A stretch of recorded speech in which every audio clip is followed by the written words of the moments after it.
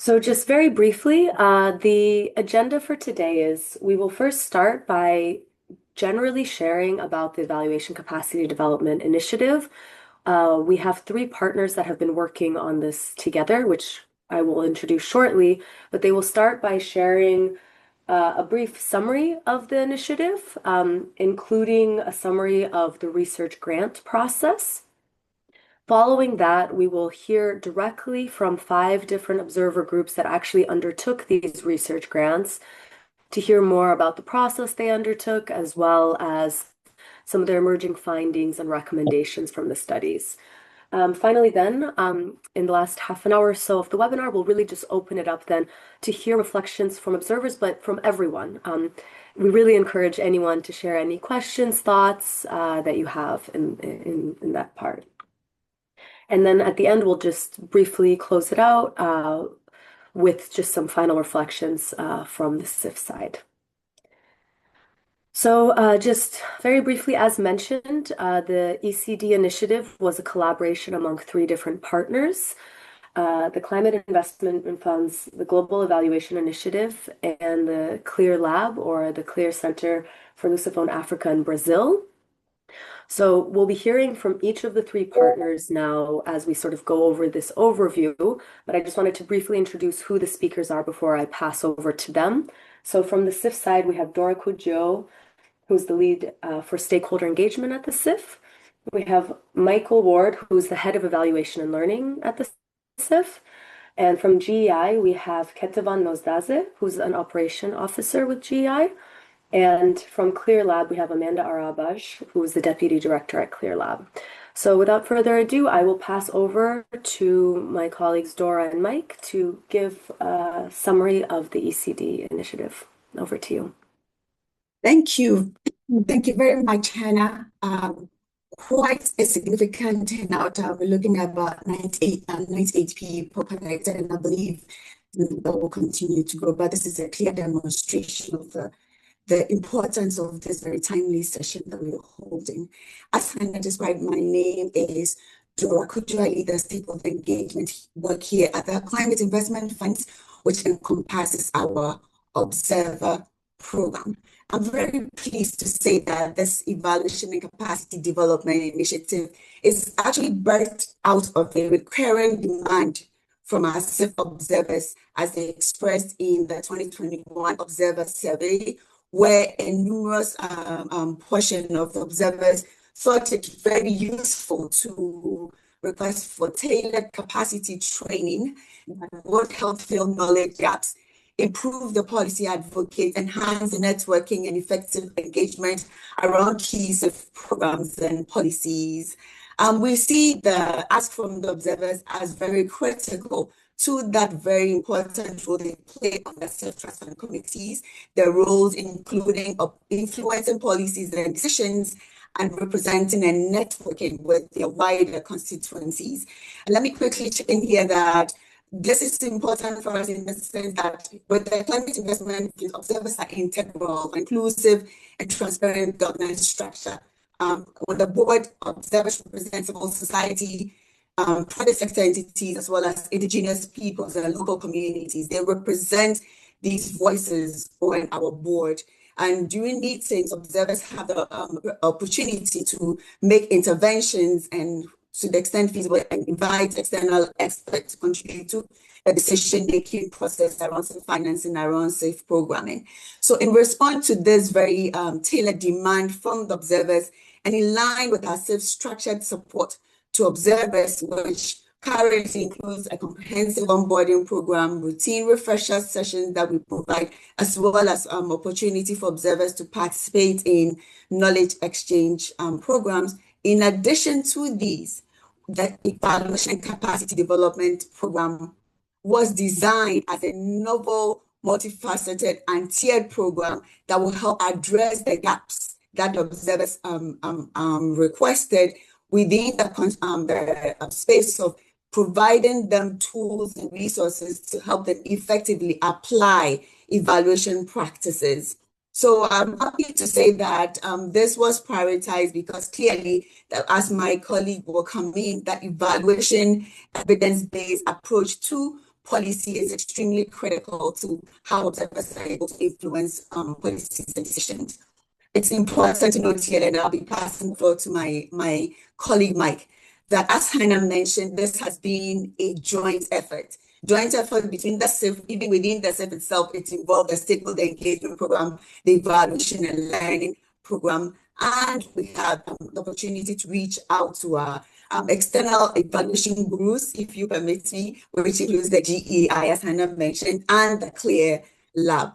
So at this point, let me pass it on to my colleague Mike, who's actually led the process of this demystifying the ask from the observers, framing that request, and helping strengthen the partnership that led to the design of this program, which we see not just as serving the observers who were part of the 2021-2023 cohort, but the lessons that would live on and be used from one observer group to the other. So Mike, let me pass the floor to you, but it's a privilege to be part of this session. Over to you, Mike. Thank you very much, Dora, and a huge thank you to Hannah and to our other partners in GEI and CLEAR Lab. It really has been a great collaborative initiative, this, and we really do hope to continue it into the future. Just then a couple of words on the objectives of the initiative. I think to note that the observers play a really important role in CIF's governance. In a way, I've always seen them as witnesses to what happens in the trust fund committees, and a group that I think keeps everybody else in the room honest. In doing that, I think that the capacity to assess, to analyze, and to evaluate climate interventions is absolutely key. And so one of the objectives of this initiative was to enhance the capacity of observers to do evaluative work and to bring those skills into the various governance roles that they play, but also to use it in their own contexts. And the second main objective was to generate demand-driven evidence and knowledge on priority themes. Really, as we start to develop new programs, as we start to work into new areas, this kind of evaluative work helps us to do the diagnostic and design work of new programs. It helps us to think through what we're doing as we implement programs, and it helps us to look back at programs and to synthesize previous insights. And so really to kind of work with this demand-driven evidence and knowledge. Some quick reflections from my side. I'll focus on three and then hand back to Dora for the last two. But I think that evaluation really builds new knowledge. It helps us to understand what is happening in complex and often contested spaces. It enhances accountability in those spaces, as I've said, and it supports learning. And I really see evaluation and learning as very closely related. The second reflection that I have is that there's been a lot of discussion around country leadership, around country platforms, country ownership, and really important to expand that notion of country beyond just government. So the observers, the stakeholders that they represent, are an important constituency in country leadership, and we hope that this initiative builds capacity to take on and to fulfill roles in that country leadership process. And the last reflection that I'll focus on is that evaluation across the program and project lifecycle is needed to deepen the transformational intent. I think that we're recognizing more and more that we are faced by a number of systemic crises, and that we need not just incremental change, but transformational change.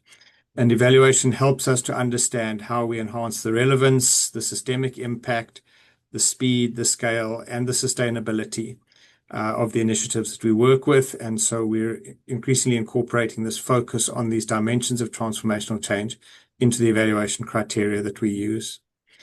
Dora, I'll hand back to you for the last two reflections. Sure. Mike, thank you. And again, it's important to note, as Mike rightly mentioned, that this focus on observers is primarily to ensure that they are able to gain the necessary capacity to derive evidence as they review CIF materials, as they review CIF policies, gain that evidence to be able to inform or influence the policies and the decisions that are made in the trust fund committees. And we also see this evaluation and capacity development program, which I mentioned earlier, as extremely useful as more of a train-the-trainer type model, whereas the observers who were part of this can carry on the practices and experiences within their wider constituency work. But it's also important that we create that model of lateral exchange such that the outgoing observers can, through the sharing, pass on the lessons and experiences that they've gained to further equip the current group of observers. So I'm hoping that that lateral exchange is going to be a critical part of this experience today. So with that, thank you again, Mike. Let me pass the floor back to you, Hannah. Thank you. Thank you both so much. I'll actually pass directly over to Ketty, and then Amanda, please feel free afterwards. Over to you, Ketty. Thank you, colleagues. So my name is Keteva Nozadze. I'm representing Global Evaluation Initiative. And as it was mentioned already in the presentation, in partnership with CIF, Global Evaluation and Clear Network, we work together to design and deliver the ECD initiative. Global Evaluation Initiative offers a global network of M&E Excellence Centers. These are so-called CLEAR centers that are leading institutions and think tanks that work globally to advance evidence-based policy makings through better M&E systems and practices. And in this ECD initiative, we worked very clearly with the center that is based in Brazil, but we actually did include all the network, clear network players, so that we would bring M&E expertise to this initiative, and we would build upon CIF's expertise in transformational change and climate action knowledge. So we really united the forces to bring the M&E and transformational change evaluation ECD frameworks together. Next slide, Hannah. So as we designed the training course together, we focused on providing in-person and hybrid trainings and workshops. We've developed a very tailored seminars and workshop that was based on assessment of the needs of climate observers, and then we designed mentoring sessions to provide hands-on support to the needs that they had. And we also provided support on them then developing the research proposals and delivering evaluative studies based on the research grants that they received from CIF. I will tell you a bit more about the content on the training and the workshops, and then my colleague Amanda will tell you a bit more about the research grants. Hannah? Thank you. So when we designed the capacity building training program, we really wanted to tailor to understanding of what climate observers need, because the audience comes from the diverse backgrounds, so they represent different constituencies. So we did an analysis of what was needed, and based on that, we developed a series of training sessions, workshops, as well as self-paced videos that allowed our target group to learn more about the foundations of evaluative research in climate action, but also develop a more advanced understanding of M&E in climate action, how to design evaluation, how to set indicators, how to come up with evaluative questions, especially with focus on transformational intent and systemic change, and then how to conduct such evaluations and expand the knowledge to their constituencies. So this was in overall the knowledge content that we developed that actually helped us to bring, as I mentioned, the knowledge not only on how to do M&E, but what does M&E in climate action means? How do we evaluate and understand transformational change? Next. So I want to actually give you an example of the video self-paced training that we developed, because this content is available publicly and it expands to the audience. You are more than welcome to check the website at Better Evaluation to benefit from the content of these trainings. So these are video workshops that we designed as an initial training resources for everybody, to bring them in the same place to understand what it is when we talk about the fundamentals of M&E in the climate action. This was a basis for us to then start a more in-depth sessions and training to help the observers to conduct evaluative studies. With that, I'll give the floor to now Amanda to tell you a bit more about the research grants and evaluative studies. Thank you. Thank you all. At the end of 2023, CIF launched a call for proposals for observers to apply the lessons they have learned in these capacity building activities that Katie just mentioned.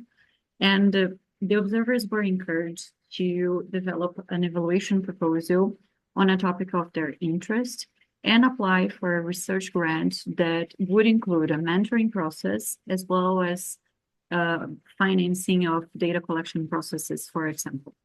A total of 14 proposals were received, and 5 of them were selected by a selection committee that included a representative from the World Bank Independent Evaluation Group, the IEG, a representative of the GEI, also from the CLEAR centers, and of course from CIF. The selection criteria included aspects such as the spread across observer group representative, the sector, the CIF program or thematic area, and also a geographic focus. And we had a dedicated mentoring team that was assigned to each of the studies for hands-on support from the design of the evaluation through the implementation of that evaluation and also the writing of the evaluation report. This process was led by CLEAR Lab, but as Katie mentioned, we had other CLEAR centers also involved. And the mentoring team was composed of both CLEAR evaluation experts, climate specialists, technical support, and each of the teams also had at least one GEI advisor and one CIF advisor during the process. We had a total of 12 mentoring sessions for each of the teams, and this took about 1 year. So, Hannah, next slide, please. So we started with the development of a work plan in which each of the mentored teams was required to plan all the steps of their evaluations. So they had to define the evaluation questions and consider what activities they would have to do until they were able to finalize the final report. The first major milestone that we had was the development of a theory of change for the initiative or the context that was being evaluated by that mentor team. This was very important so that the groups could have a better understanding of their evaluation object and also for the mentoring teams to understand it better as well. And this also helped us to move forward with the formulation of the evaluation questions and then the refinement of the evaluation scope, which took place approximately in June 2024. So in the second half of 2024, all the mentored groups focused on data collection processes. Many of them conducted, for example, interviews, and they reviewed many documents.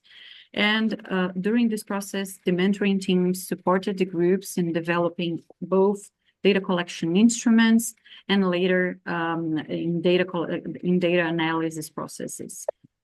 In 2025, all the groups focused on interpreting their results and formulating their recommendations for their evaluations, and they also started preparing their final reports. This was a very intensive and I would say a highly enriching process, which was marked by significant learning, and also it was supported by an active involvement of the mentoring teams through ongoing feedback, which included written comments on preliminary versions of the final reports. So I'll finish by saying that we are very, very pleased with the results and the quality of the 5 studies that were carried out. It was a pleasure for us to be part of this process.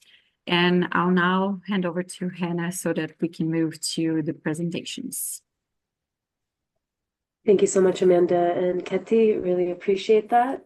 So now, as mentioned, we will be hearing directly from the 5 observer research teams, and that's really sort of what the intention for today's webinar is. So now you've heard a little bit more about what this ECD initiative was and what the intention was, and now we're really looking forward to hearing directly from the teams. So I'll just briefly introduce the 5 teams and then pass over so that they can go through their specific studies. So first, we'll be hearing from Guilherme Lima, who's with the Center Brasil no Clima, who looked at an evaluation of just transition in the renewable energy sector in Brazil. We'll then hear from Niti Nessadurai from the Climate Action Network Southeast Asia, or CANSEA, who also looked at just transition, but specifically looked at the implementation of the stakeholder engagement component of the Just Energy Transition Partnership, or JETP initiative in Indonesia. We'll then hear from Aisha Diallo Hadia from Tinhan, who had conducted a joint study with JV Senegal, where they looked at climate finance in Burkina Faso by looking at 2 specific case studies from a FIP and DGM case study. Sorry. We'll then hear from Dennis Mairena from the Centro para la Autonomía y Desarrollo de los Pueblos Indígenas, or CAPTI,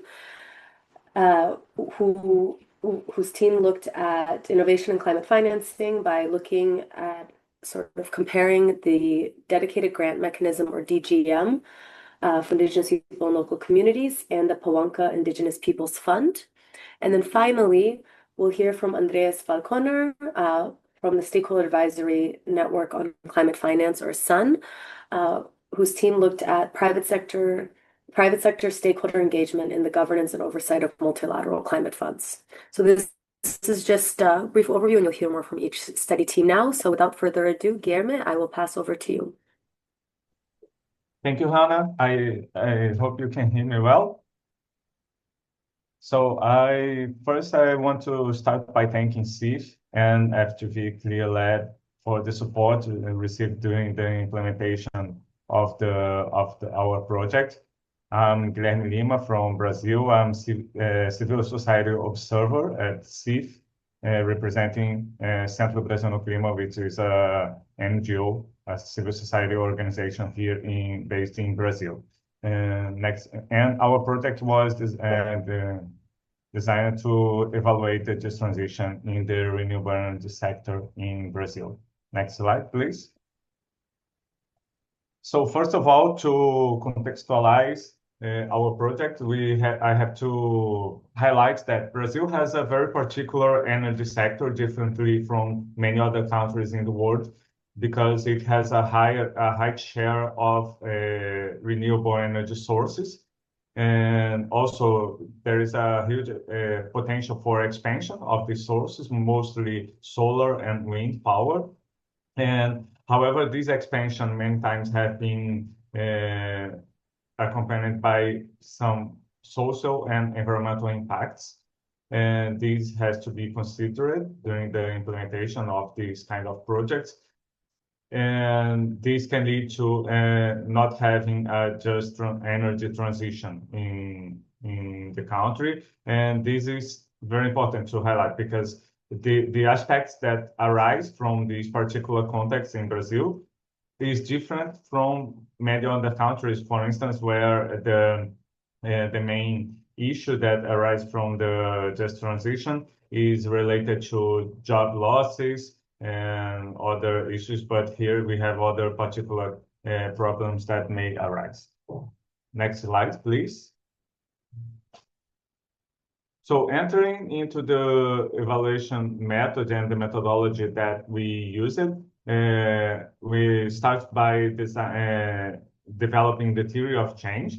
And here you can see the structure that we use it for our study, where we included the inputs, activities, outputs, outcomes, and impacts. This is the basic structure for theory of change. We had two groups of activities that were related to engagement with stakeholders and assessment of impacts that would lead to outputs, to the outcomes, and finally to the main impacts that are expected when we have a proper just transition that would lead to a just transition to a low carbon energy sector in the country.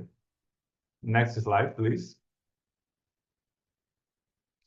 So continuing with the methodology, we had the evaluation questions. In our study, we defined 3 evaluation questions. And for each of these questions, we defined which kind of data collection we would use to respond. So we had the literature review, stakeholder mapping, documents review, and also the interviews. Next slide, please. Here you can see an example of the stakeholder mapping tool that we elaborated, where we included many stakeholders. In total, we had around 50 stakeholders mapped.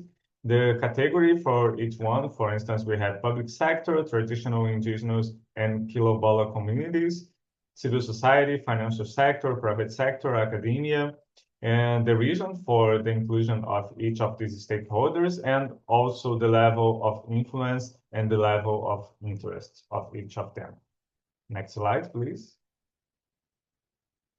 And here, the final slide on the evaluation method. You can see the stakeholder matrix that we used, and we included in this matrix those stakeholders that were invited for the interviews, that were invited or that we could finally reach for conducting the interviews. And they were classified by the level of influence and the level of interest. And it's possible to see that we have a representation from all the society, from different sectors of the society. So again, civil society, private sector, public sector, and so on. Next slide, please. Now entering into the results of our study, you can see that, as I said before, we had 3 evaluation questions, and in these pictures, in the next 2 slides, you will see that we could organize the results of the literature review, documents review, interviews to respond to the evaluation questions, and we could organize them into thematic areas. And for the first questions, which was related to the key principles for a just energy transition, the results could be organized into the types of justice that are usually used for discussing just transition and climate justice. In this case, we have the recognition, fair participation, restoration, and fair distributions. And this is directly related to the types of justice. So recognition justice, fair participation, the justice, restoration, and distribution. And below each of them, you can see examples of the aspects that were considered for each of them. Next slide. Regarding the second evaluation questions, which was related to how the energy expansion is planned, what problems that arise from this expansion, from this planning, and what needs to change, we could organize the findings into 3 thematic groups, which are related to injustice to be addressed, affected groups, groups with decision-making power. And in this case, for instance, related to injustice, we had the negative impact on rural communities.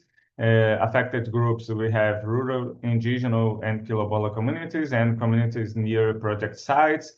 And related to decision-making power, we had mostly the energy company, the regulator agency, financial institutions, environmental license agents, and also other groups. Next slide, please. And finally, regarding the third evaluation question, we had that was related to what is the ideal framework for a just energy transition. The results could be organized in could be put together into the group on thematic focus. What was the necessary corrective measures that needs to be adopted to have a just energy transition? And this includes to ensure the implementation of the ILO Convention 169, the expansion of dialogue between stakeholders and other social licensing, for instance, training and labor inclusion, among other aspects that could be included in this. Next slide, please. And now entering into the final part of the presentation, regarding the emerging recommendations that we could get from the study, we could organize them into two groups.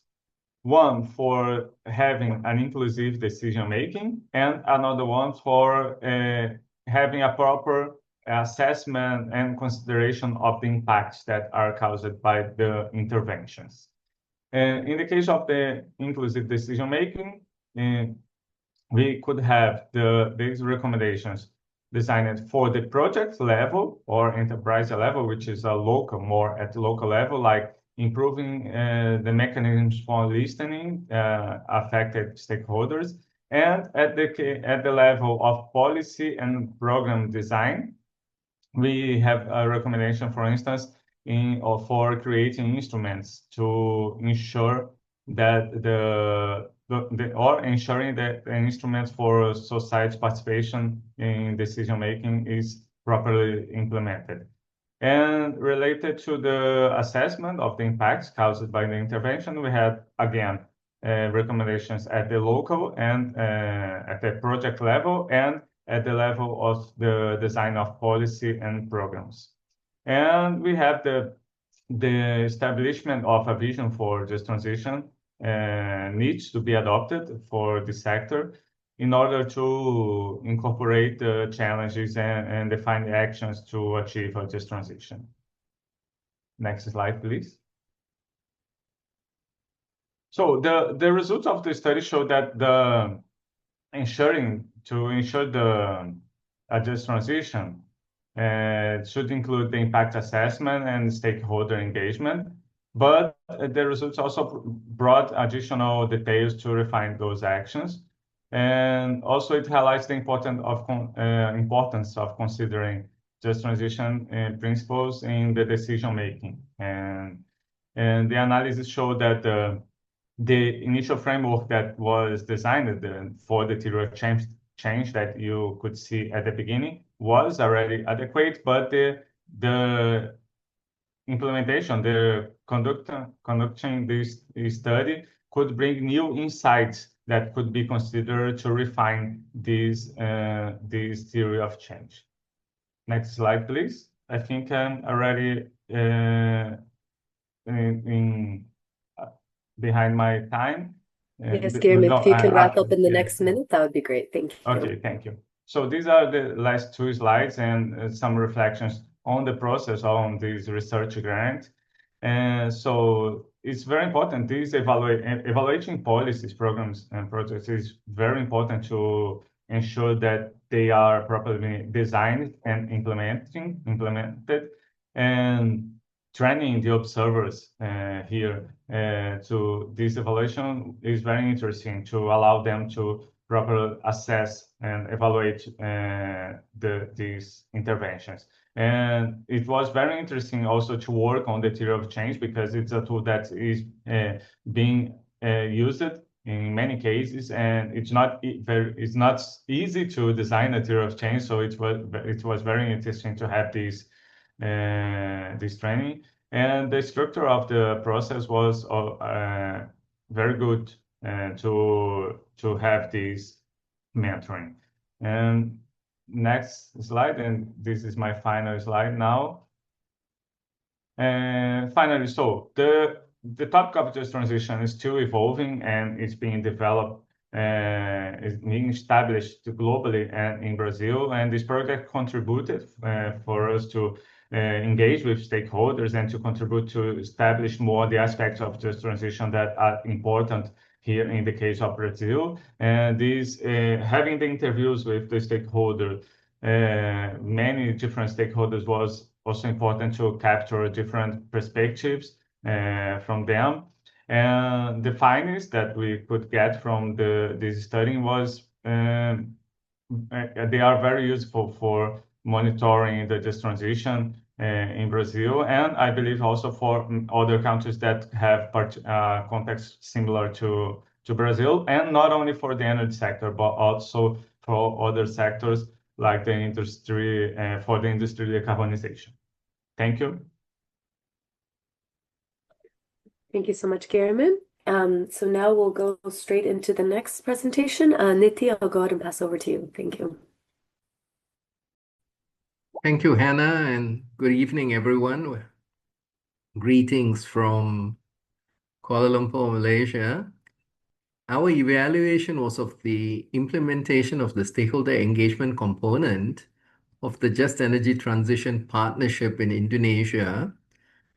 I was very privileged to be able to work with three outstanding colleagues, Sandra Vinarsa, Geeta Medita, and Helena Aurelia, who are also on this call. Next, please.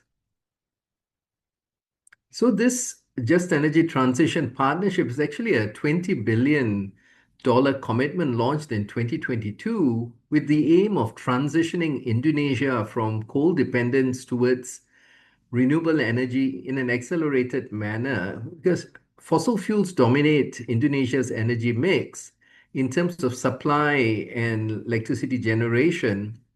And the coal sector also is very critical because it supports over 1.1 million jobs, with communities facing economic vulnerability, environmental harm, and health risks from this sector. So a just transition actually requires that affected workers, communities, and marginalized groups are meaningfully included in decision making. And at the time when we chose to do the evaluation, we realized that no systematic evaluation had assessed whether affected groups have been substantively included in the transition process.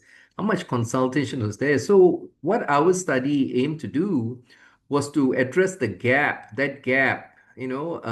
by analyzing the quality, effectiveness, and inclusiveness of JETP stakeholder engagement up to the 15th of May 2025, when we had our last consultation. Next, please.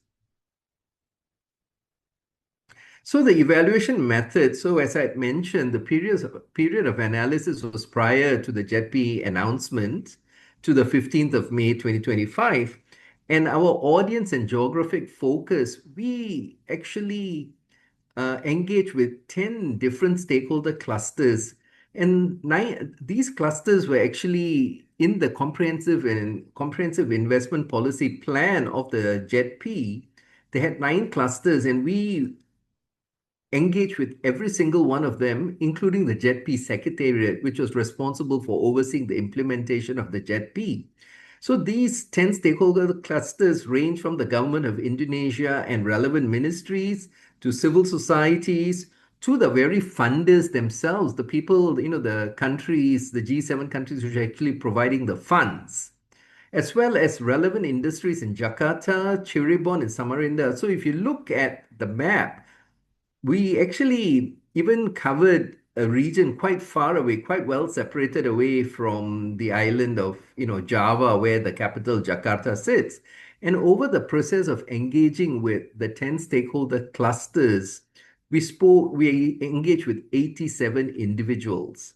So in terms of the process, in terms of the instruments we used, we were primarily focused on key informant interviews and focus group discussions to identify, the recurring themes and patterns. Then we, of course, did quite extensive document and literature review to understand the program's processes, challenges, and successes. And our analysis was grounded in the theory of change to ensure that findings were interpreted within the intended framework of the program logic and anticipated outcome. Next, please. So this is our theory of change, and it was very central to providing the framework for our work. And and in a way, the approach we took was, if there is meaningful stakeholder engagement and stakeholder consultation, the outcome, the impact would be that you have equitable distribution of benefits and opportunities, and you also have an accelerated inclusive process with stakeholder empowerment and autonomy, which will help you meet the goals you're aspiring for, which in this case is accelerated transition away from coal. Next, please. So what were the emerging findings? So we've broken it up into the different stakeholder groups. So in terms of the government, both at national and subnational level, the engagement has enabled strong national coordination and early stage policy. And public consultations, especially in the early phase, as I mentioned, the comprehensive investment and policy plan, created space for stakeholder input. Yet that sort of fizzled out later, and we found that the engagement is heavily centralized, limiting the opportunity for subnational inputs in critical decisions. So it was very capital city focused. So there could have been a greater flow of information and provision of resources would have empowered the meaningful participation of the local governments in particular, because that's where the coal mining and the coal-fired power plants exist.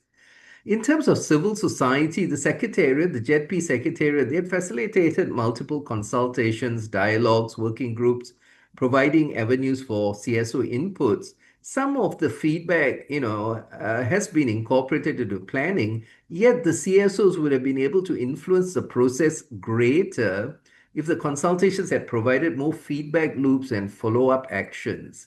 So this would have made, from a CSO perspective, their participation more impactful than just a box ticking exercise of, the procedural, yes, we have consulted. And then also academia and think tanks were another important stakeholder cluster.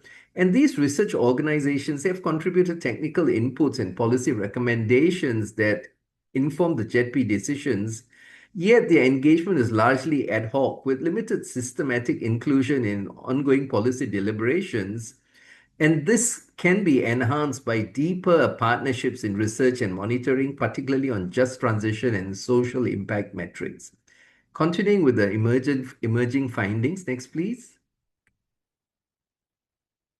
In terms of communities and workers, now this is a very critical group. The project level engagement efforts represent positive steps towards including affected communities. And the CIPP framework very explicitly recognizes human rights, gender equality, and empowerment as foundational principles. Now, voices from directly affected populations, such as those in the coal, should be incorporated into high-level decision making. And this would have enhanced the outcomes, and institutionalized community consultation mechanisms and stronger safeguards will enhance trust. In terms of private sector and financial institutions, they have embedded environmental and social safeguards into loan conditionalities. They've identified the investment opportunities aligned with JETP goals.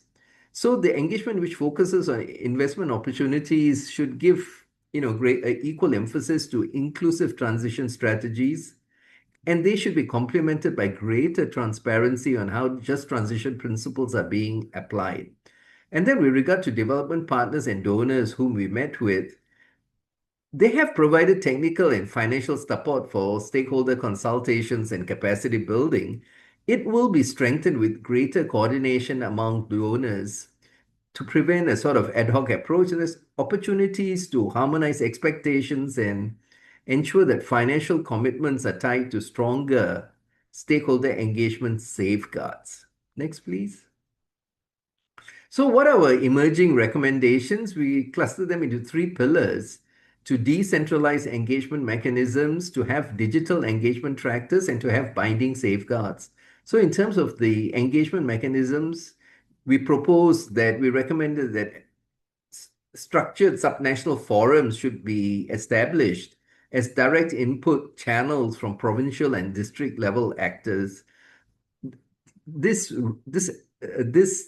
principle has already been adopted in another project KNC is doing in East Kalimantan and South Sumatra, where regional consultation forums have been created, institutional consultation mechanisms for communities.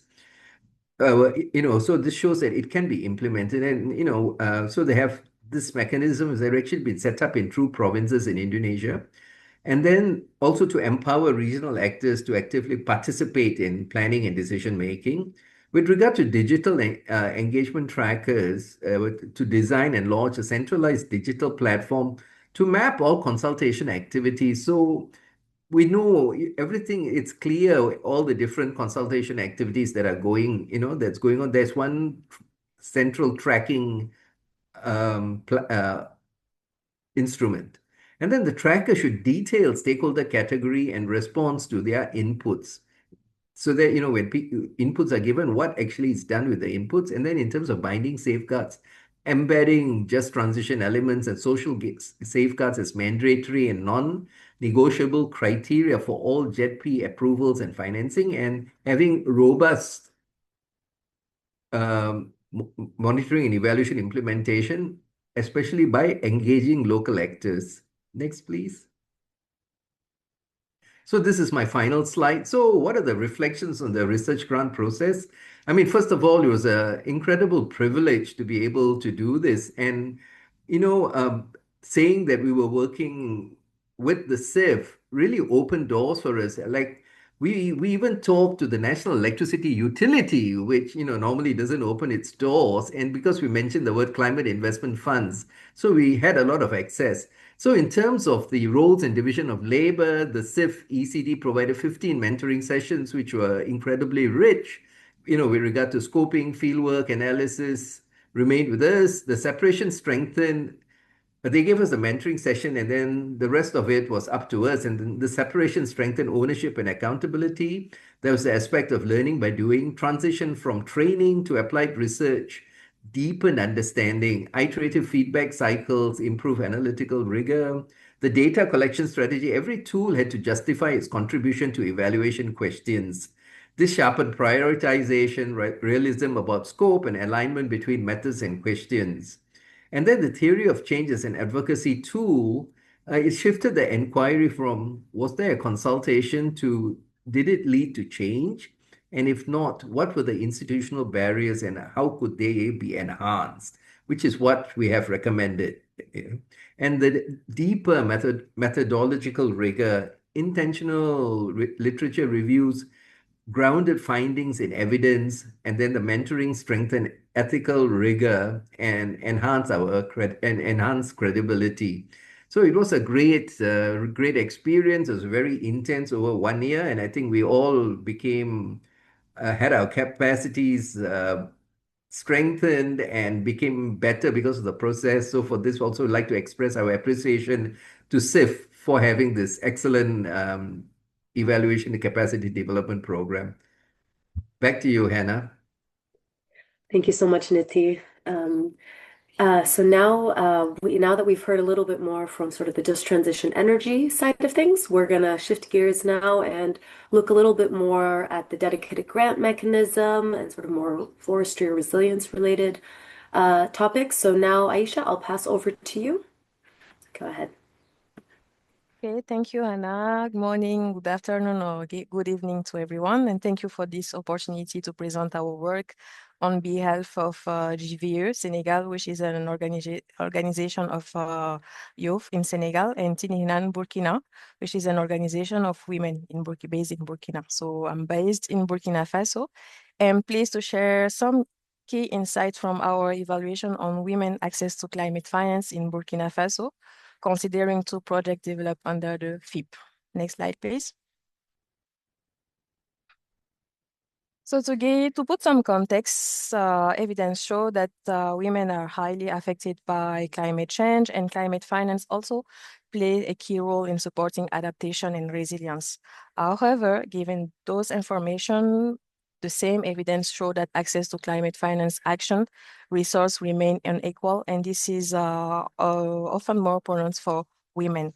So at the same time, we still have some limited understanding of how women participate and influence decision-making in these processes. Next slide, please. So given this context and the opportunity we had with the ECD activity, we wanted to understand how different climate finance mechanisms implemented in Burkina Faso translate into gender inclusive outcome on the grounds. So to do this, we consider two CIF projects developed under the Forest Investment Program in Burkina. So the first one is the Decentralized Forest and Woodland Management Project that we will call here FIP, shorter.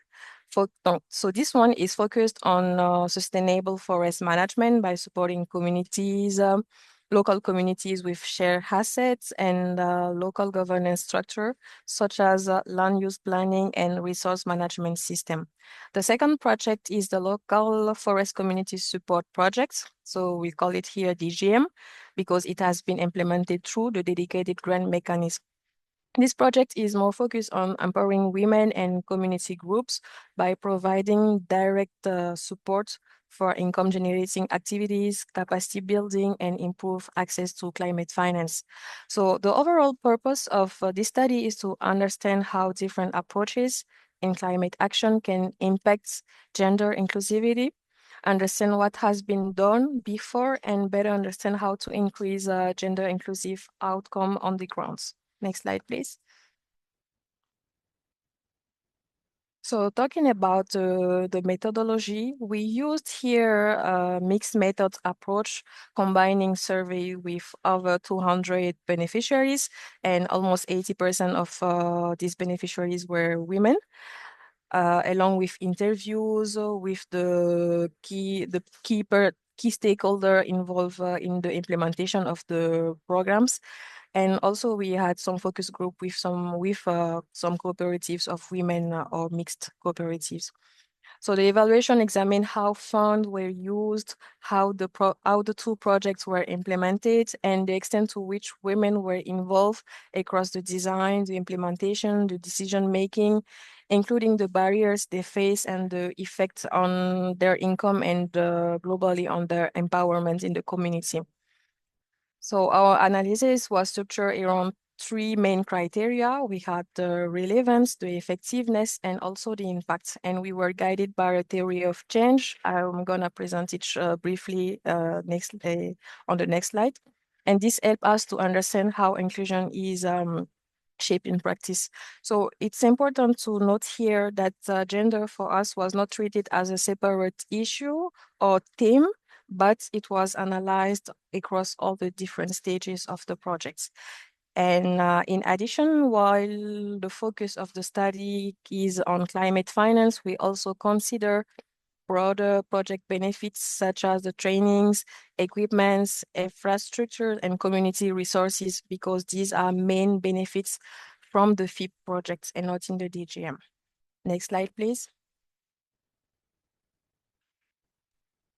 So now on the theory of change. So this theory of change shows how climate finance can support women inclusions, according to us, for step by step. So starting with some key inputs, such as the funding, the policies, and the institutional supports. And these will help to create the condition to design activities that focus on understanding women's needs and barriers. And based on this, the project developed targeted actions such as capacity building and support to income generating activities for women groups.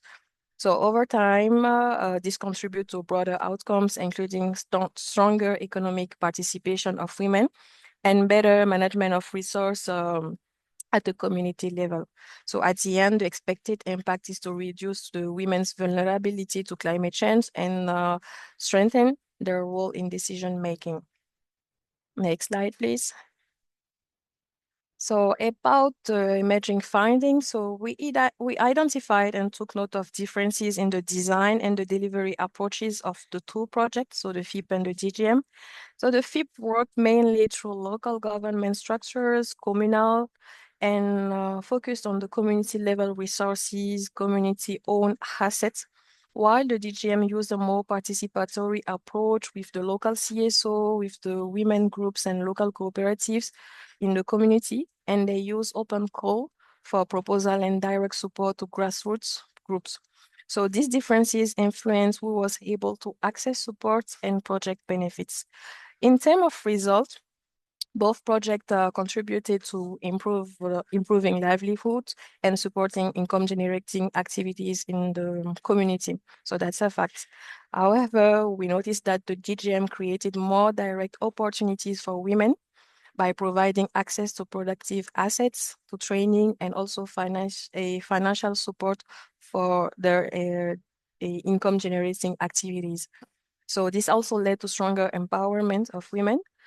So they become more economically independent and more involved in household and community decision-making. So at the same time, we had some challenges that remain, particularly in terms of sustainability, due to some limited technical support after the different projects. So while both projects aim to strengthen the community resilience and promote also the sustainable forest management, like said in the beginning, they differ in terms of governance model, in implementation modalities, and the extent to which gender consideration were embedded from the outset. So when we analyze these two distinct approaches in the evaluation, we aim to understand how the design and the delivery mechanism could influence gender equity in the climate finance. So it's not for us to say that this is not good, this is good, but just to say how differences in the design or the governance can impact the inclusivity of the women as impacts in the end. Next slide, please. So based on our findings, we identified several key areas for action as a recommendation. So first, gender needs here to be fully integrated from the design stage through implementation and monitoring so that activities better reflect women's needs and barriers. That's the first point we had as a recommendation. Also, we have the access to climate finance that can be improved through more direct and simplified mechanisms supported by local facilitation, CSO, mainly when it comes to local communities and local groups like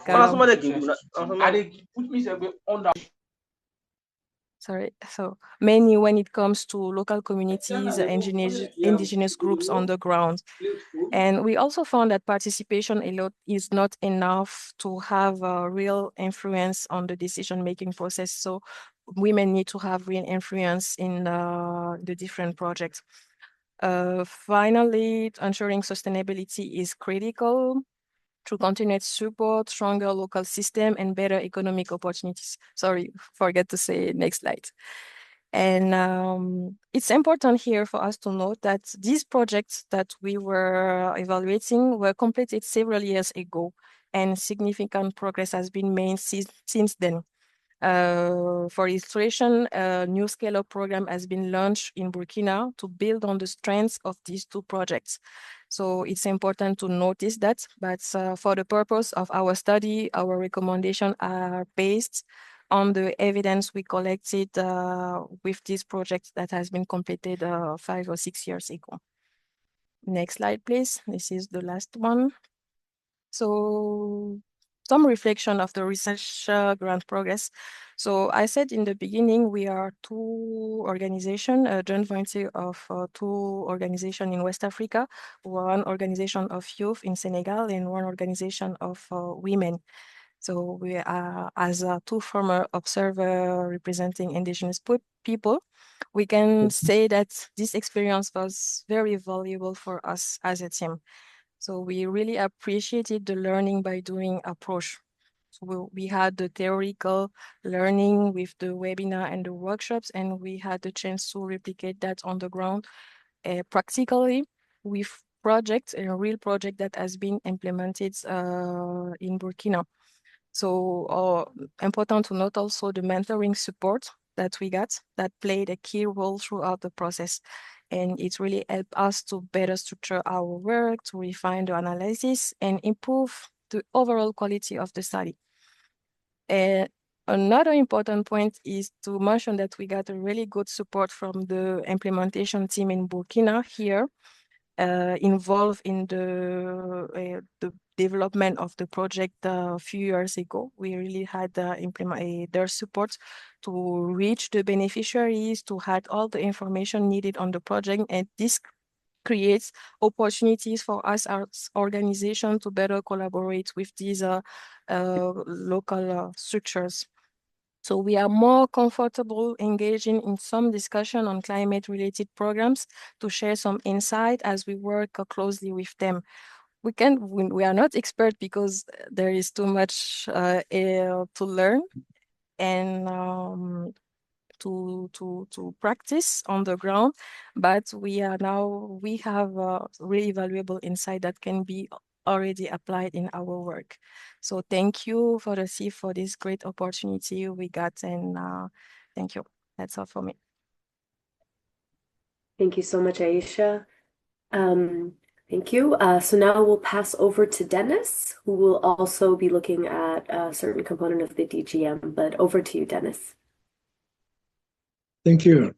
Good morning, and thank you for the opportunity to share this work. Today, I will present a comparative evaluation focus on two important climate financing mechanisms, the Dedicated Grant Mechanism, or DGM, and the Pawanka Indigenous People Fund. Both of them are global funds. This study looks at how these funds operate, such as scope, procedure, methodology, participation, and more importantly, what they tell us about improving direct access to climate finance for indigenous people. This work was participating with Eileen Mairena and Denise Van Weiss and myself. Next, please. Let me begin with the broader context. Indigenous people are increasingly recognized as essential actors in climate action. Their knowledge system, territorial governance, and sustainable practices play a critical role in addressing climate change. However, despite this recognition, only a very small portion of a global finance actually reaches indigenous-led institutions directly. This gap is not only financial, it is also structural. It raises important questions about who controls resources, how decisions are made, and whether existing systems truly support self-determination. This is the context that motivates our comparative evaluation. Our study focuses on two funds that represent different approaches. On one hand, the DGM operates within the structure of multilateral institutions, particularly linked to the World Bank. On the other hand, the Pawanka Fund is fully indigenous-led and grounded in principle of autonomy and cultural integrity. We wanted to better understand how these different models shape access to direct funding, governance, and ultimately, outcome for community. Next, please.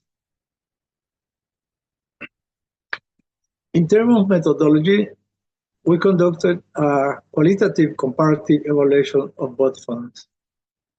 A comprehensive literature review was conducted, incorporating a wide range of sources. The team conducted about 15 interviews with key actors from communities, implementing agencies, and the World Bank. Our approach was guided by right-based perspective and by the framework of locally led adaptation principle. At the center of our analysis was a theory of change that linked governance and direct access to improve resilience and self-determination. Rather than focusing only on financial flow, we examine institutional design and how it influences outcome on the ground. Next, please. Let me now share some of the key findings. One of the most important insights is that governance models matter deeply. They shape not only how resources are distributed, but also what kind of value are created and who can access them. The DGM, for example, benefits from being embedded within World Bank structure. This allows it to operate at a scale and mobilize significant human, technical, and financial resources. In that context, the DGM even has a lesser now grassroots structure in which indigenous representatives participate. However, this structure can also represent limitation in terms of flexibility and responsiveness to community process. In contrast, the Pawanka Fund represents a fully indigenous-led model. It is grounded in self-determination and aligned with cultural value and community priorities. This allows for greater flexibility and stronger ownership by indigenous people, although it may operate in a smaller scale. Importantly, both funds contribute to strengthening resilience, but they do so through different and complementary pathways. This led us to recognize key trade-offs. There are tensions between scale and flexibility, between institutional requirement and cultural alignment, and between short-term delivery and long-term sustainability. Understanding this trade-off is essential for designing more effective climate finance mechanisms. Next, please.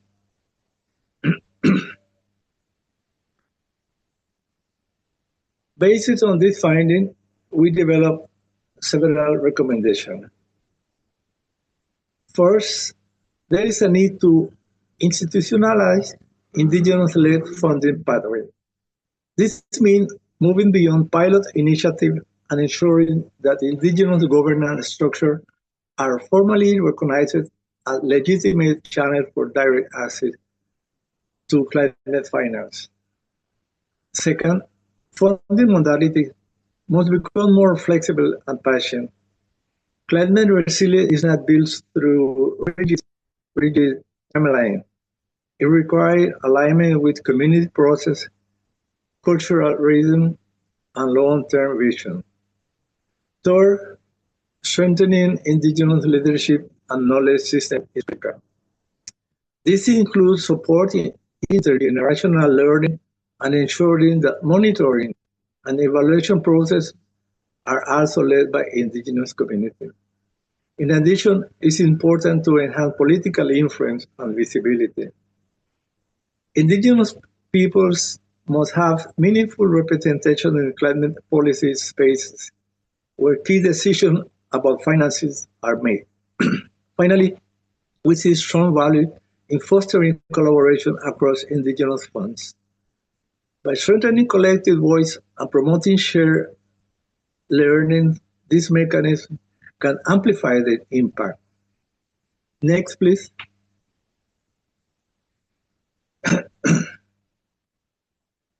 Before concluding, I would like to briefly reflect the resource grant process that supports this study.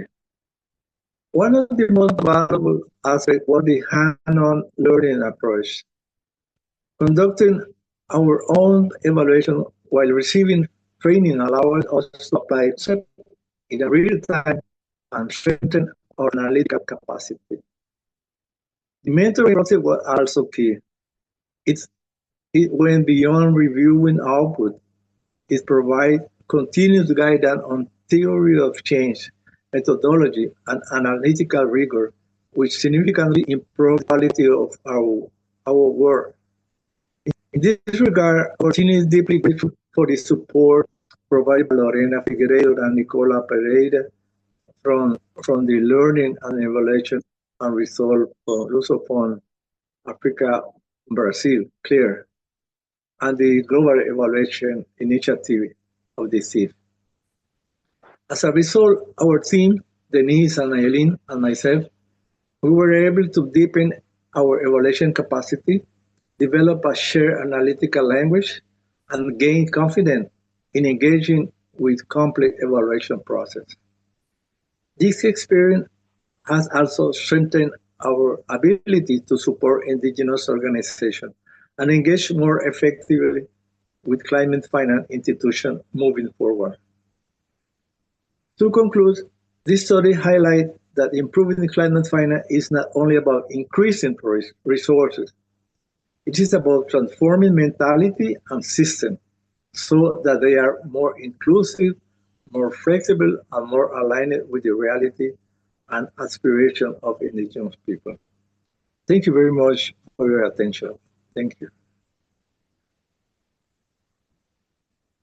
Thank you so much, Dennis. We have one final presentation. I've been seeing a lot of clapping hands. I know these are all excellent presentations, so we'll just have one final presentation where I'll now pass over to Andres, and then we'll go ahead and open it up for Q&A. But please, over to you, Andres. Thank you very much. I hope you can hear me well. Good to be with you. Our presentation, last but hopefully not least, focuses on the role of the private sector engagement in the governance and oversight of multilateral climate funds. It's presented to you by the Stakeholder Advisory Network on Climate Finance, and the research team consists of myself, Andres, Bessie Bendania, a current observer, and Lad Connell, a former observer. I think Bessie may be joining us. She was having some trouble connecting, but she should be connecting. Next slide, please.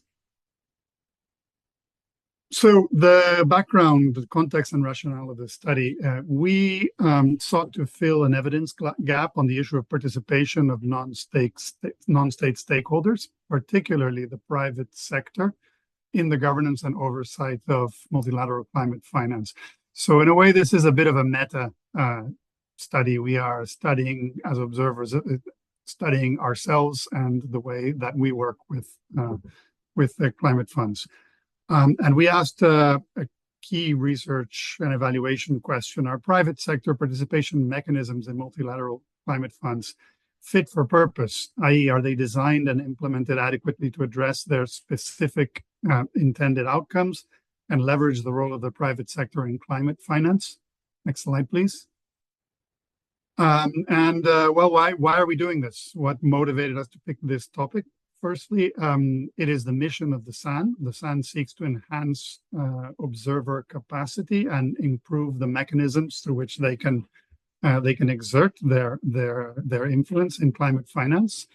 Secondly, this is a second study in a series. The first research study was a comparative study on observer mechanisms as a whole, and the conclusion of that study was that further work was required on the private sector and on indigenous peoples observers, so more in depth into specific sectors. And we feel that the private sector matters a great deal. Markets and private enterprise play a pivotal role in addressing the climate crisis, in the words of the climate funds themselves. And we did have a working hypothesis. This is framed as a question here, but it was a hypothesis that the private sector is intrinsically different from CSOs and indigenous people. are we thinking about them differently in designing and implementing observer mechanisms? Next slide, Hannah, please. This was the evaluation examined the private sector engagement policies and practices of 5 main multilateral climate funds: the Adaptation Fund, the CIF, the Loss and Damage Fund, GEF, and the CIF. But of course, the emphasis was on the CIF and the GCF, the Green Climate Fund, which are the sole funds that have formally established private sector observer mechanisms. This was a mixed method, qualitative exploratory evaluation based on literature review, document analysis, and interviews. And we'd like to underline the fact that it is truly exploratory, because there is a lack of literature, of research in the field, particularly of private sector observer mechanisms. So at times, and we were criticized often, or nudged, I would say, by our mentors, we were straddling a fine line between conducting an evaluation and conducting just exploratory research. And we were very aware and to a certain extent comfortable with that. Our findings are based on opinions, perceptions, and the experience of stakeholders, which is consistent with our research methods, but it also places some limitations on the ability to, definitively prove or disprove certain questions. And an important caveat is that again, we are generously invited by the CIF and other funds to look at their own mechanisms. This is not an evaluation of the funds themselves, but rather of a policy tool, a mechanism of private sector engagement.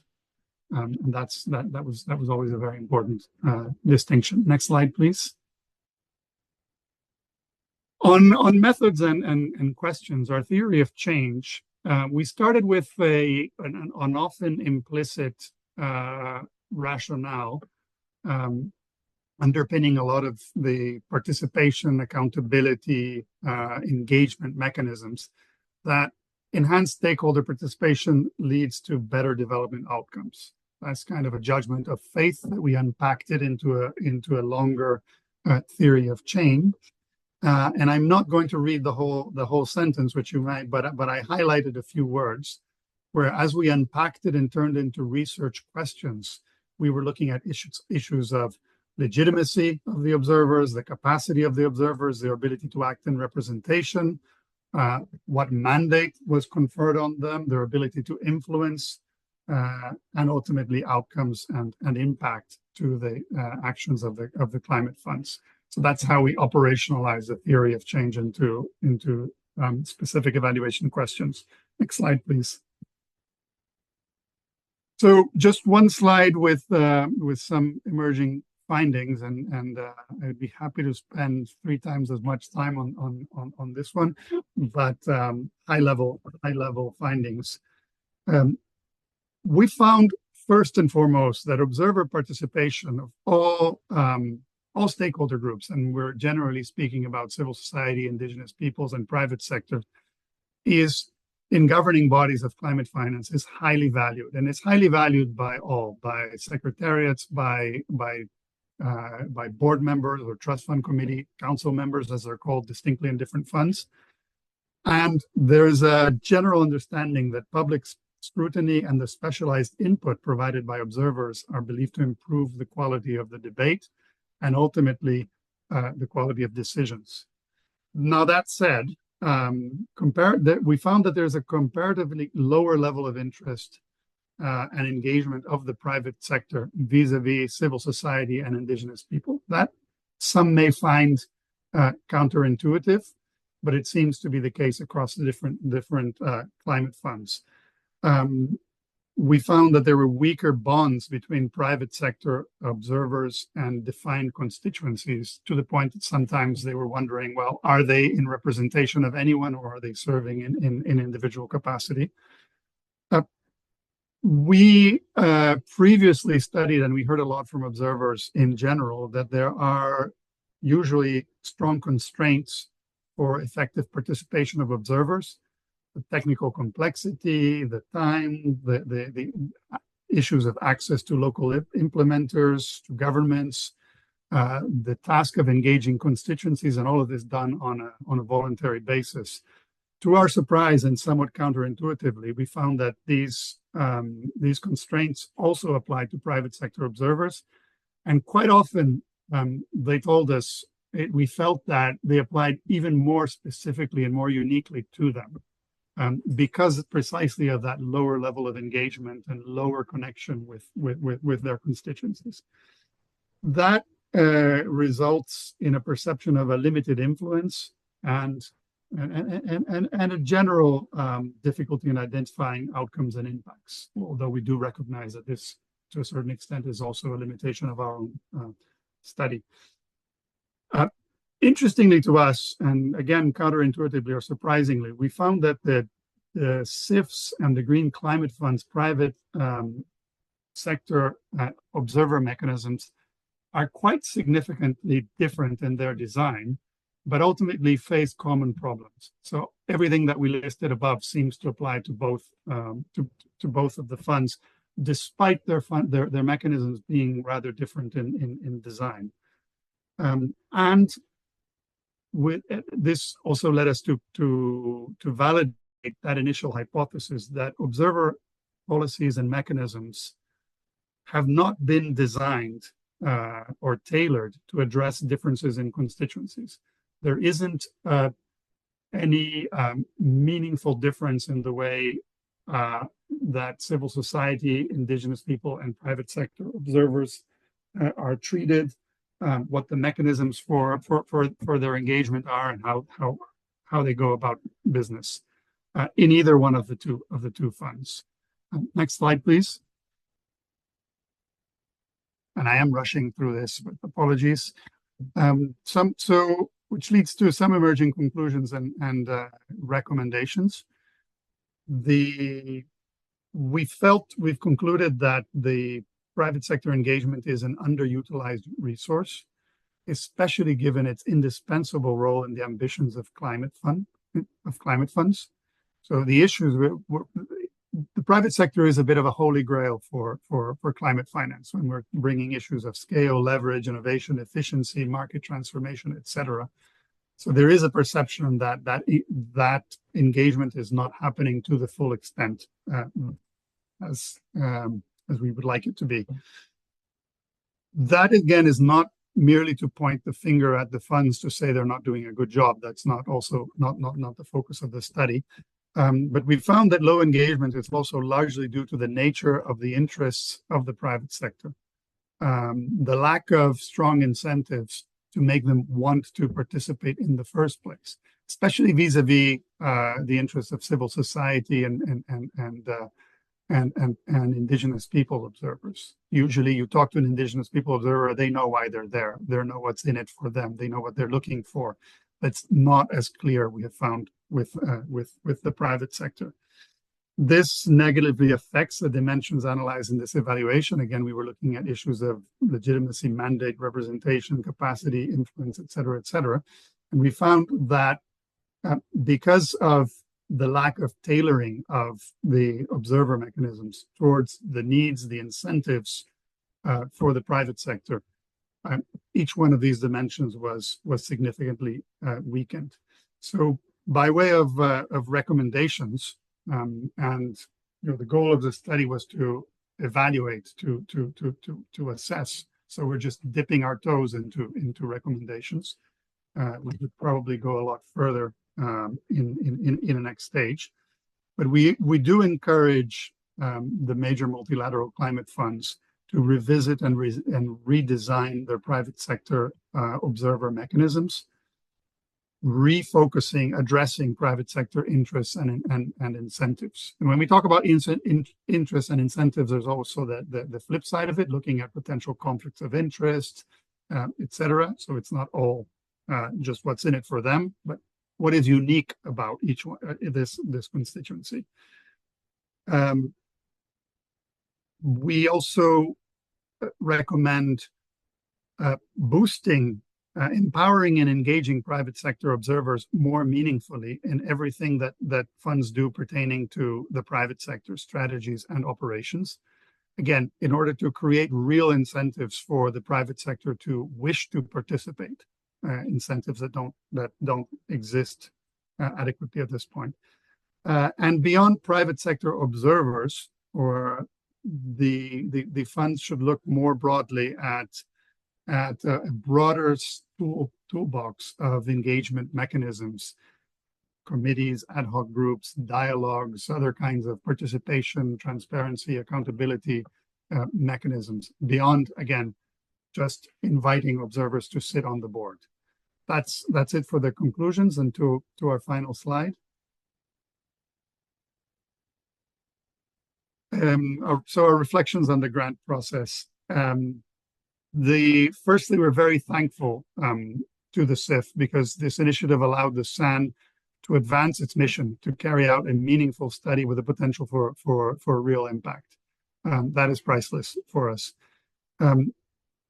Secondly, in terms of the delivery of the program, it was very well structured, well delivered. We often joke that it had this back to school feel that frankly the three of us in the team really appreciated. But it had impact both in the terms of skill acquisition as well as the outcome of the evaluation. Praising the trainers and the mentors, and praising the feedback that we received, and at times nudges that significantly improved the outcomes. It was really a pleasure. But I guess the last word, and it's not there, is really, again, a thank you to the CIF for allowing us to look into their own participation mechanisms. And we look forward, the SAN specifically looks forward to an opportunity to continue looking at how these mechanisms can be improved. So thank you very much. Thank you so much, Andres. And certainly, last but definitely not least, thank you so much for ending us on such a great note. So colleagues online, I know we have just shared a lot. As you can see, these are all excellent studies, really rich information. And these are just very quick snapshots just to give everyone a little bit of a taste of the process and sort of what the different teams found. So now we'd really just like to open it up and to really hear from all of you. So Dora, I will pass over to you for the Q&A session, but just from my side, wanted to thank all of the research teams for the excellent work. Personally, very, very happy and proud to see all of this work coming to fruition in these last few years. And yeah, really looking forward to hearing from all of you online. So over to you, Dora. Thank you. Thank you very much. Hannah, just checking if you can hear me. Excellent, excellent. Thank you so much. I am really pleased to see the evaluation and capacity development initiative coming full circle, having started off as an inquiry, as a request for help. I'm so happy that through the presentations received from the speakers and from even the feedback that we have received online so far, clearly this has had a value to supporting our CIF observers, in the sense that it's really bringing out that element of influencing policies and decisions at the board, but also networking very strongly with their constituencies. I'm happy that this initiative has really served to help bring out that capacity, filling a capacity, bringing out increased knowledge, and then even equipping our observers from their own words with that whole policy advocacy role and a stronger network with their constituencies through this process. If I may use words from Aisha, and then we can go into the Q&A. Aisha mentioned that the ECD was not necessarily to generate experts, but to equip our observers with the capacity to use an evaluative lens, looking at the various facets of CIF's business. And as you have heard, you've heard from just transition work, you have looked at it from the renewable energy, you've looked at just transition with the coal transition work, you've looked at it through the direct financing, the dedicated grant mechanism, you've heard the gender dimensions, and you've had also this messaging on how the private sector play a role on the CIF board. So without getting overly excited, now let's open the floor. I know comments have come in through the chat window. The speakers have also done a very good job at looking at the process as well as some of the reflections. But I will be happy to open the floor now, looking at some very, very simple questions. For example, what would you say was the most valuable learning from this research and hands-on experience? And I would also want to hear from speakers your thoughts on what are some of the learnings that you took away from this ECD initiative, not just the ones who carried out the work, but you, our participants. What were some of the key learnings from this initiative? And then when it comes to that whole last question on equipping our observers, what are some of the key messages that you as participants or you as the researchers learned that you would want to pass on to your current cohort of observers who are serving on the board? And feel free to compare this work with other similar or related training that you've received, all towards helping equip you as influencers and as participants in policy making. So with that, I'd like to open the floor. I already see a hand up. Mr. Zakir Hussain, Change Initiative, kindly take the floor. And may I quickly, as a way of ensuring that we can receive as many input as possible, to keep your comment about a minute so that we can have that interactive exchange. So Zakir, over to you. Thank you. Thank you, Dora. Thank you very much. And I am really very much enlightened with the great presentations. I think this is really very much useful for having idea about what's happening in the ground, especially the contribution from the observers and also some other great colleagues here. And obviously, it is a great initiative for the CIF Secretariat to engage the observers and to gather more insights for the better or improved ITPs in the coming days. Regarding the, I'll just provide some, the concise recommendations on overall for the both types of projects so far, the just energy transition as well as also some other adaptation related projects. To my understanding that it is mostly focused on the theory of change related perspective rather than not to focus only directly about the evaluation related framework. So I think it would be really very much useful in the coming days that to bring some quantitative perspective as well. I mean, when it comes to the just energy transition framework, if we can at least give some qualitative inputs like the Likert scale or some other, something like that from the survey base or the beneficiary perspective or the demand sides. And also to just compare the demand side and the supply side informations about the particular indicators, that could give the really very much useful information, whether is there any gaps in understanding or the in terms of the outcomes or the outputs generations. So that is the first thing. Second thing is that in terms of the presentations, there are mostly qualitative perspective has been shared, but it would be really very interesting if we could include the presentations, or I'm not sure about that has been available in the report, to provide some case stories, particularly what real change have been observed after the implementation of these projects in terms of the intended outcomes have been, or the outputs have been already identified prior to adoption of this particular project or the implementation. So that could be really the transformative approach for what's really could do more in the next project on the same type of projects for the other countries as well. So that could be really fascinating.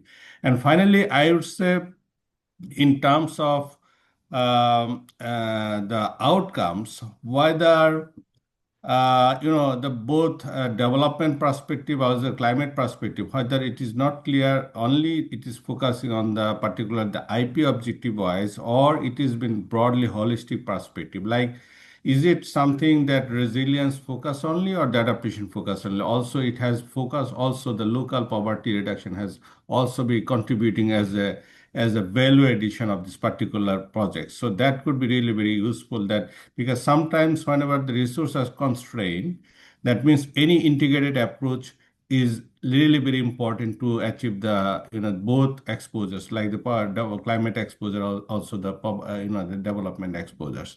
So this is really very much useful for the coming days to design in a manner so that it could be really the more value addition. And finally, I would say that on it might be the from CIF Secretariat, the based on the all presentations, if they provide the overall presentation on the what's the comparative scenario on the same project in different countries, on the particular broader some indicator, like it comes to resilience perspective, or it comes to the the energy transition perspective, access to energy, or some other things, that could be really useful, that to for the country level implementing entities to know what exactly the gaps they have during the implementation, that could be added in the next projects. So those are my primary observations. I believe. Thank you very much, Dora, for allowing me to just share my insight. Thank you, and thank you again for to the observers. It's a great work indeed. Thank you. Excellent, thank you. And to our participants, Zakir happens to be serving currently as a CIF observer, so I'm sure he's pouring all these questions and concerns from that standpoint. But Zakir, I will be passing them back to you, because it's more of the ultimate will be how the lessons from this learning experience is informing your ability to even generate the necessary evidence to support all the policy programs that the CIF is delivering. So I would say let's really bounce that questions that you've asked again through that lens. But to note that we will be also eventually sharing the two, more like the summary report from the various studies as basis for continued reading or continued review. I see that Florence Saboa, you have your hand up. Florence also happens to be a CIF observer on the CIF Trust Fund Committee. So Florence, if you can help me keep to the minute contribution, that'll be kind. Over to you. Thank you. Thank you very much, Dora. Good morning, good afternoon, good evening, everybody. I'm totally very excited about this session. It's really made my day, because I've learned a lot from the observers, especially the previous ones who did a lot of research.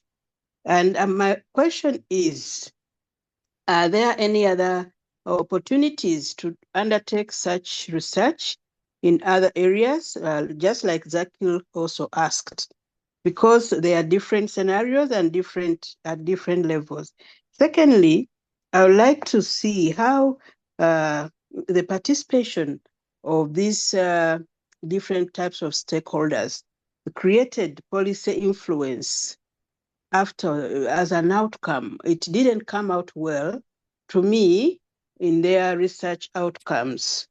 And also, the CIF is supposed to create jobs, especially for young people. I didn't hear much, especially from Senegal. No, is it Senegal? The lady who presented on gender. Burkina Faso. Miss Florence, can you get a little closer? Yes, how has it improved job creation? That one, because it's one of the CIF major objectives, and I didn't hear that, especially for the young people.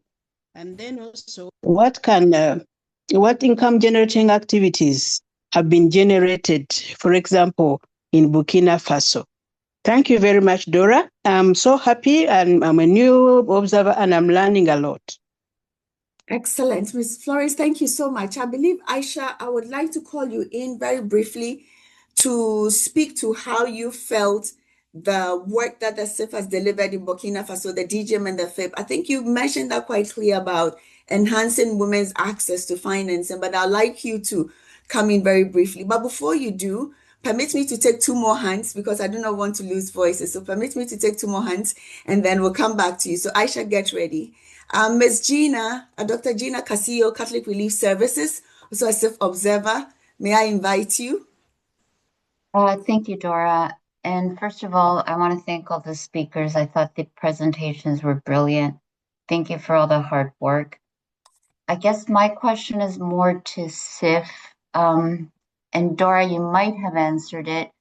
I think I heard that the individual summaries of all these great research projects will be available. I'm just curious if there will be a consolidated report somewhere to see what are the common points that we can take from this exercise. Because as you can imagine, in a session like today, there's a lot of information, and I'm just curious if there's going to be a way of consolidating some of these findings so we can see where the similarities are. And then I do have a question on the two presentations around just transition. I know that we were pressed for time, but I was curious if from the part of the Secretariat in particular, was there any guidance around ensuring that we use like a gender perspective in any of these research projects? Because I found that the gender dimension in all the five presentations, except for Aicha's, was at least I missed it. So I was just curious if there was any guidance. We're always trying to mainstream gender across all these dimensions, including evaluations. So I was curious if the guidance around there. Thank you. Thank you so much, Gina, noting your questions. May I invite Malathi Bharat? Miss Malathi? Thank you.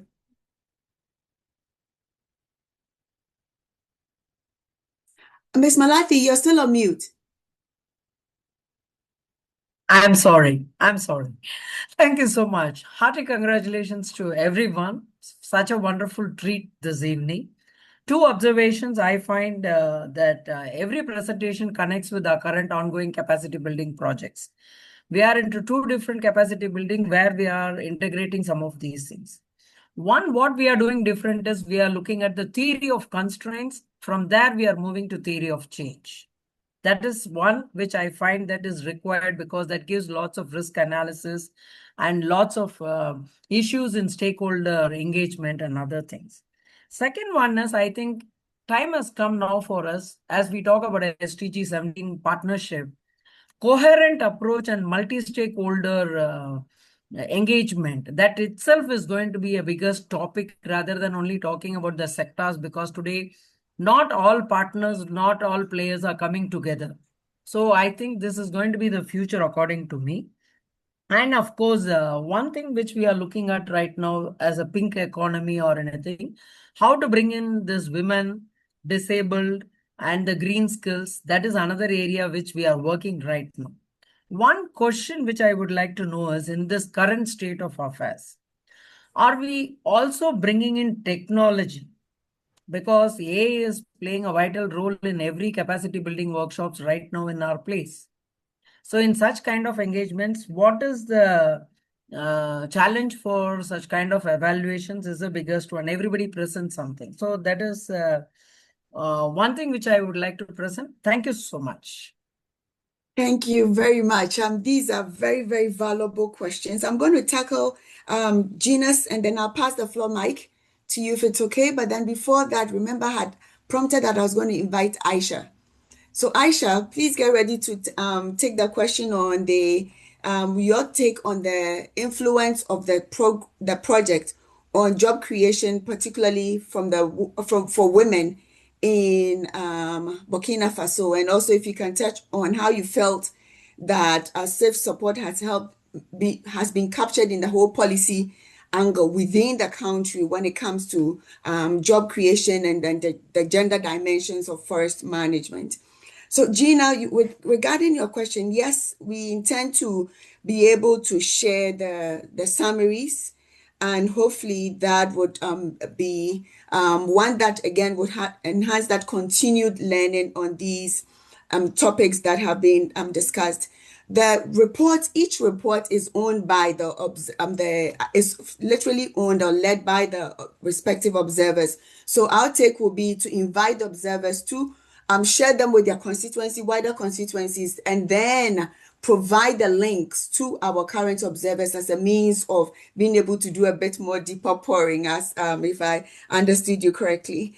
On the gender dimensions, when it comes to the just transitions work, I think I would like to give my colleague Mike the floor to throw a bit more light, because clearly that's a very critical aspect of CIF's work. And as the presenters spoke, they were giving tools, materials from within the CIF and with our evaluation expert. And without a doubt, that gender lens was well applied, if the messaging did not come out strongly enough. So with that, I'd like to kindly pass the floor to you, Michael, and then check with Aisha if she's still active on the line, because I want her to tackle the gender job creation elements within the first sector in Burkina Faso. Over to you, Mike.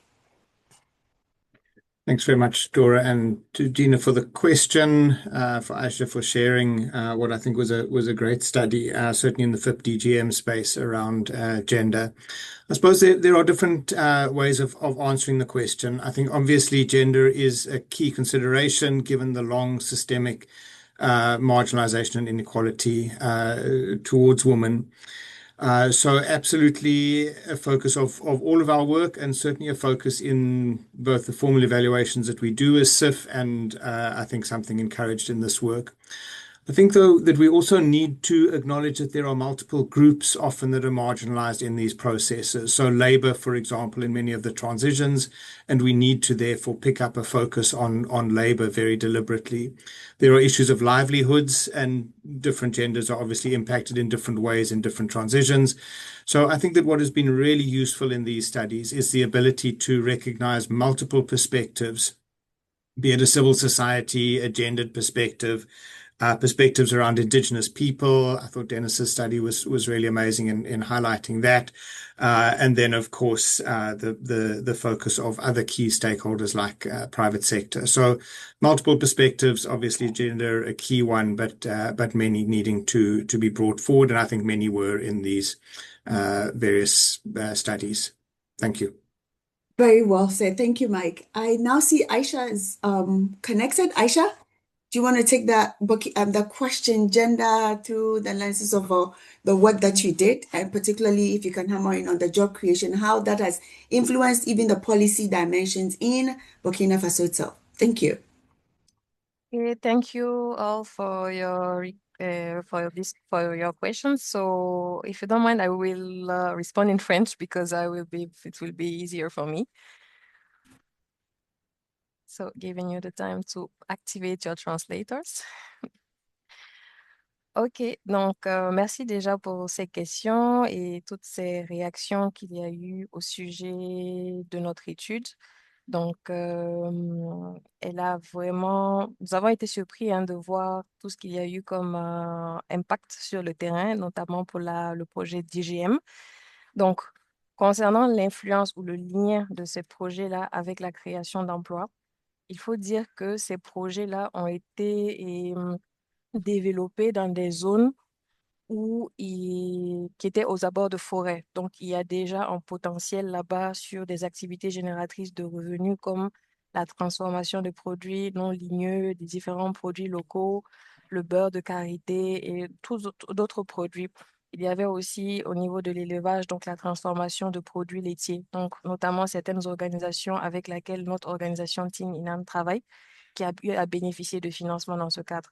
Donc, globalement, ce projet-là, d'IGM a lancé des appels à propositions de projets et d'idées. Donc, les femmes en groupement ou des groupements mixtes ont soumis des propositions de projets qu'ils ont faites. Donc, ces projets ont été financés et aujourd'hui, nous avons fait notre collecte de données l'année dernière. Donc, 5 ans après la clôture du projet, il y a bon nombre de ces activités qui étaient toujours actives et même en train de se développer. Donc, il faut dire que ça a influencé de manière positive l'emploi au niveau de ces zones-là qui ont servi de cible pour le projet d'IGM. Et si aujourd'hui, le Burkina a répliqué un projet similaire, mais à plus grande échelle, malheureusement, j'ai oublié le nom du projet, mais je vois que Mamadou Batiene est connecté, donc s'il peut peut-être réagir sur ça. Donc, un projet qui qui touche 4 fois plus de communes que le projet DGM. Donc, c'est un projet qui se base sur les forces et tout ce qu'il y a eu de positif et les expériences positives des précédents projets, notamment celui du DGM. Donc, aujourd'hui, il se base sur ces acquis-là pour répliquer et pour toucher davantage parce qu'il y a clairement une influence positive, surtout dans ces zones-là. Création d'emplois, création de nouvelles activités. Et quand on discute même avec toutes les personnes qui ont participé à la création à l'implémentation plutôt de ces projets, il est clair que c'est les femmes qui avaient les idées les plus innovantes. Elles étaient mieux organisées, elles avaient les idées les plus innovantes, donc elles bénéficiaient beaucoup plus facilement des financements.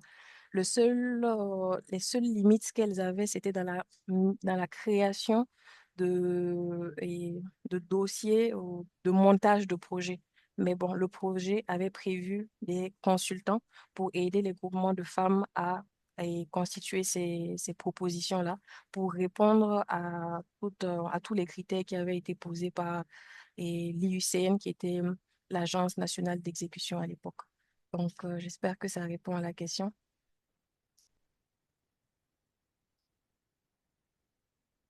Excellent. Thank you so much. I'm also establishing one fact that we're expecting that, as we mentioned at the beginning, there's continued lateral exchange between our observers who carried this work, who carried out these research, as well as our current observers. So please note that buddy system that we have been creating through this exchange.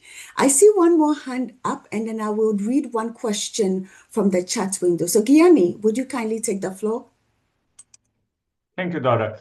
I just wanted to contribute on this matter of the gender consideration in the studies.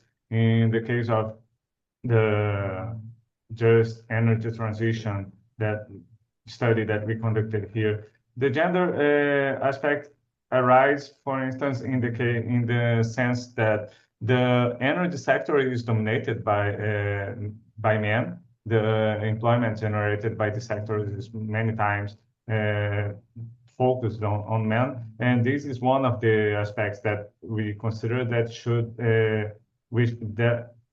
be promoted a more distribution by gender of these job opportunities that may arise from the expansion of the renewable energy sources. And this relates to the distributive justice, which is one of that we addressed. Also, there are issues that need to be addressed. For instance, the harassment that may happen even mostly when you try to implement this kind of change. And also many times, we know that many times women are the most affected by the impacts caused by these projects when they happen. So in many cases, the gender issue can be addressed in this case. And very quickly responding to one of the questions made by Zakir on how these results could be used for in the next steps for that. For instance, here in Brazil, we have IP already being implemented for the Renewable Energy Integration Program of CIF, and the projects under this IP are in progress. So we expect that these results that we could find on the aspects of just transition can somehow influence the way these projects are implemented and designed and implemented, and that these aspects that are important for assuring a just energy transition are taken into consideration when implementing these projects under this IP.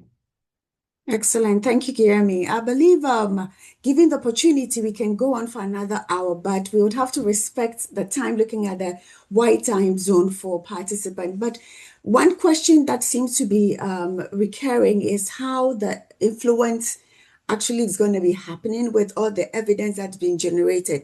And I think that's a hook for that continued constituency engagement, and two, for observers, working together to strengthen their own policy contributions at the respective boards or for the CIF Trust Fund Committee. So I think that is rather a hook for the observers to continue that exchange in ensuring that it's not just a matter of speaking, but it's ensuring that their contributions are evidence-based and enough to move the needle when it comes to influencing decisions. Observers don't make decisions, but observers contribute to influencing decisions. A last point, and I'll pass the floor to back to my colleague Hannah. But the materials that have been shared, or the videos that were mentioned by our should I call them evaluation gurus from ClearLab and GEI, are all available publicly. I think we provided a link to the videos, but we can always reshare that to make sure that all can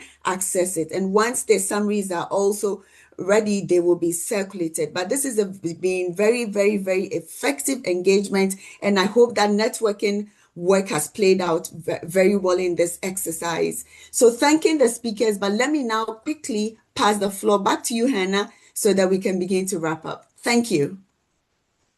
Thank you so much, Dora, and thank you all so much for your really, really useful and great questions. I know we're already past time, so I'm not going to spend too much time here, but just to reiterate what's already been mentioned, for all of you participants for this webinar, we can share then an email, which then includes the links to the summary briefs. As Dora said, those will be short summaries of the final reports, but then we can also share the links to the observers' sort of full reports on their own website. So we will share that all with you.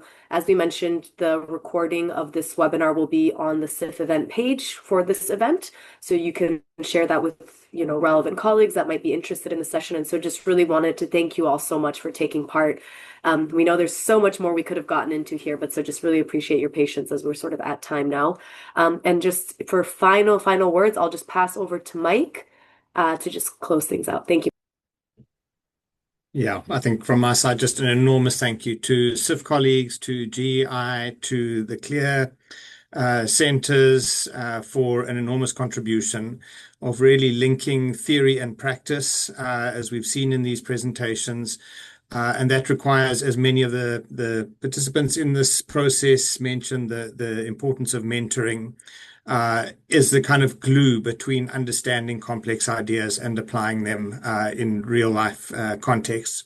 So yeah, a big thank you to everybody for that. I think a big thank you to all of the studies for really bringing in multiple perspectives. Perspectives from civil society, from women, from indigenous groups, and from the private sector. Really valuable. And I think it takes seriously this notion that realist evaluations are always reminding us to think about what works well, where, why, when, how, and particularly for whom, given that these multiple perspectives are really important. Just in terms of the expressions of the value of this work, as Dora said at the beginning, this is demand driven. This whole process came out of a request from observers. And we can only kind of offer these sorts of things in the future if we have requests for this sort of work. So just a reminder to the existing observers, to others, to please, if you find this valuable, to express it in different ways to our senior management. We really do want to continue this work beyond just observers into all countries, to have observers, other stakeholders as part of country-led processes. And then a last little kind of thank you to everybody who's remained on right to the end here. A link to the International Program for Development Evaluation Training, IPDET, which is a key partner of GEI, of CLEAR, and of many other groups. They're offering training this summer, and here is, I think, the link. It should appear. There we go. If anybody wants to follow that up, taking forward some of the learning from here, some of the ideas, and well worth following up on. So with that, a big thank you to everybody for an amazing session, and enjoy the rest of the day or evening as it is.